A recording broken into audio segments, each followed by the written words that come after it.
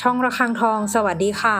คลิปนี้มาดูแนวทางมัดรวมฮานอยของเจนุกบารมีมหาเฮงนะคะฉบับนี้เป็นแนวทางประจำวันที่ 27 มีนาคม 2569 ค่ะ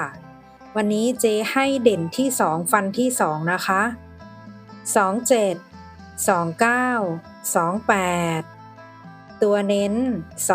26ชุด3ตัว421แนวทางโดยเจนุกบารมีมหาเฮงค่ะ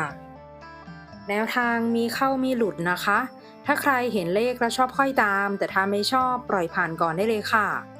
ฝากกดไลค์กดแชร์กดติดตามพร้อมกดกระดิ่งแจ้งเตือนเพื่อที่จะไม่พลาดคลิปใหม่ๆจากช่องระฆังทองด้วยนะคะ